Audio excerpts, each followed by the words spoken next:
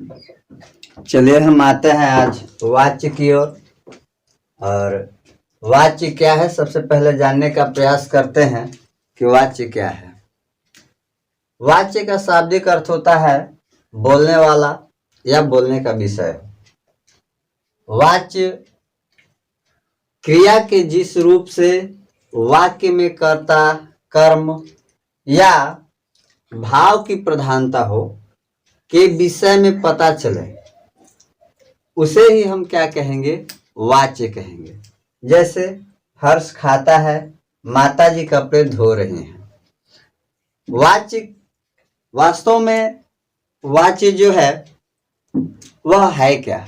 तो वाच्य एक व्यक्ति के द्वारा जब उसी बात को दूसरे व्यक्ति के द्वारा कहा जाए, सीधे सीधी बात में न कही जाए, यानी दूसरे व्यक्ति के साथ सीधी सीधी बात में न कही जाए, उसी को हम सीधी सीधी बात में कहते हैं वाच्य है। ठीक है, अब हम आगे आते हैं कि वाच्य के प्रकार कितने होते हैं। आइए तो हम पढ़ते हैं वाच्य के प्रकार। वाच्य के प्रकार 3 प्रकार के होते हैं।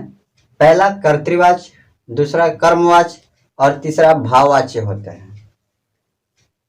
वाच्य के 3 प्रकार में पहला प्रकार हम पढ़ेंगे कर्तृवाच्य। कर्तृवाच्य क्या है? तो जिस वाक्य में कर्ता की प्रधानता हो, लिंग वचन उसी के अनुसार हो, उसे कर्तृवाच्य कहते हैं। जैसे विनय खाता है, तो विनय खाता है तो विनय क्या है? एक वचन। क्या है? एक वचन। क्या है? संज्ञा है। संज्ञा के साथ साथ क्या है? वाक्य का कर्ता है। खाता है, खाता है यह भी एक वचन क्रिया है। एक वचन क्रिया है। ठीक है, एक वचन क्रिया है। अगर कर्ता एक है तो क्रिया भी उसी के अनुसार है। इतनी बात समझ में आई? चलते हैं दूसरे वाक्य की ओर। सोहन बाजार जाता है, तो सोहन एक वचन, पुल्लिंग और कर्ता भी है। यहाँ जाता है क्रिया है। तो जिस प्रकार से सोहन एक वचन है, एक वचन पुरुषवाचक और कर्ता है, ठीक इसी के अनुसार क्रिया भी एक वचन में है। क्रिया भी क्या है? एक वचन में है। तो यही बात कहता है कि यदि कर्ता एक वचन है तो क्रिया भी एक वचन में ही होने चाहिए। ठीक है, इसके कहने का मतलब ये है। अब हम आते हैं अगले भेद कर्म की ओर, यानी कर्मवाच्य की ओर। आइए हम दूसरे वाच्य के दूसरे भेद में आते हैं। दूसरा भेद है कर्मवाच्य। कर्मवाच्य क्या है? तो जिस वाक्य में कर्म की प्रधानता होती है, उसके लिंग वचन कर्म के अनुसार रूप परिवर्तन हो, उसे हम कर्मवाच्य कहते हैं। अर्थात कर्तृवाच्य से कर्मवाच्य हुआ। यानी कर्मवाच्य में मुख्य तौर से यदि हम बताएं तो कर्म की प्रधानता होती है। ठीक है, ऐसे ही वाक्य को हम क्या कहते हैं? कर्मवाच्य कहते हैं। जैसे एक एग्जाम्पल देखते हैं, अमर खाना खाता है। यह क्या है? यह जो है कर्तृवाच्य है।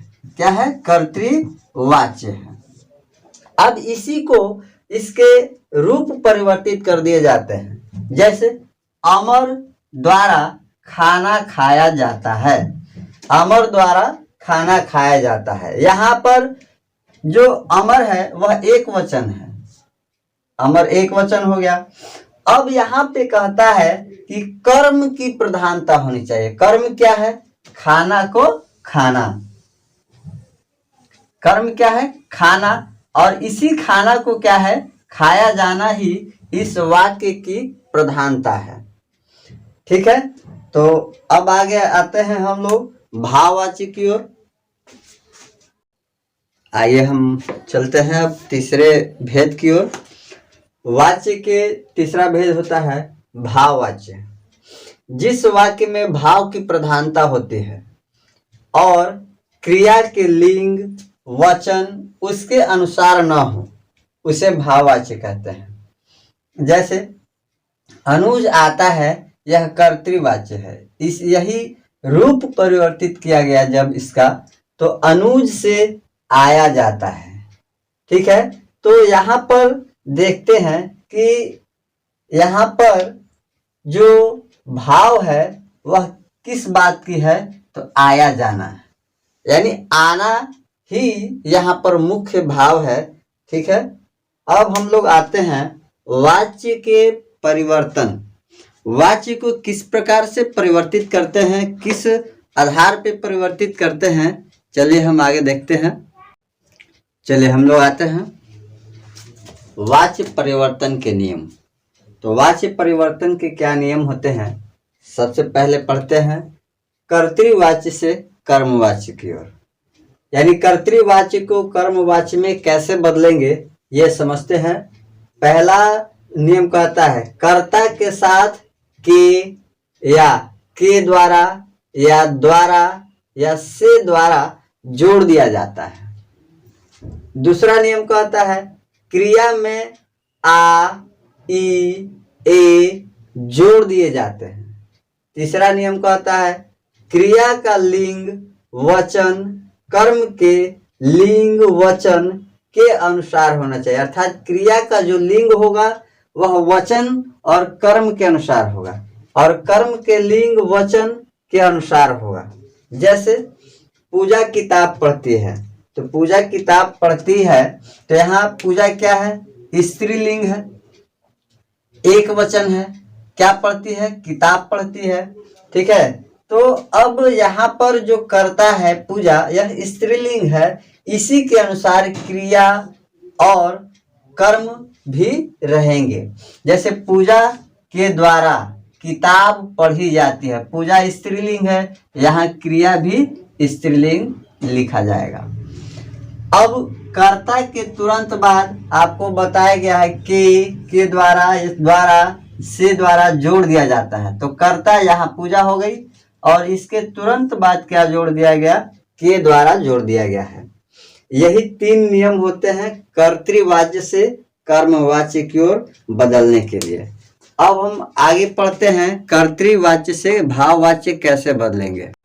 चलिए हम आते हैं अब कर्तृवाच्य से भाववाच्य में कैसे परिवर्तित करेंगे।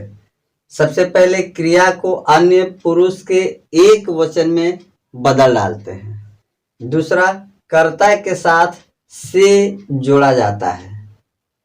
तीसरी, क्रिया को सामान्य भूतकाल में लाकर उसके साथ काल के अनुसार क्रिया जाना क्रिया का रूप जोड़ा जाता है। जैसे आप लोग देखे होंगे, यहाँ जाना यानी इसी का रूप परिवर्तित कर दिया जाता है, क्रिया का रूप परिवर्तित कर दिया जाता है। दूसरा, कर्ता के तुरंत बाद से जोड़ दिया जाता है। इससे पहले कर्तृवाच्य से कर्मवाच्य में भी हमने बताया था कि के द्वारा या से द्वारा जोड़ दिया जाता है। तो कंफ्यूज नहीं होंगे, क्योंकि जब कर्तृवाच्य से कर्मवाच्य की ओर बदलेंगे, यदि से द्वारा मिल जाए तो वहां कर्म की प्रधानता दिखाई देगी। लेकिन जब कर्तृवाच्य से भाववाच्य की ओर आएंगे, भाववाच्य में बदलेंगे, तो यहाँ सिर्फ और सिर्फ भाव की ही प्रधानता नजर आएगी। चलिए इस कंफ्यूजन को हम आगे जो है प्रैक्टिस में हम दूर कर देंगे। चलिए ठीक है।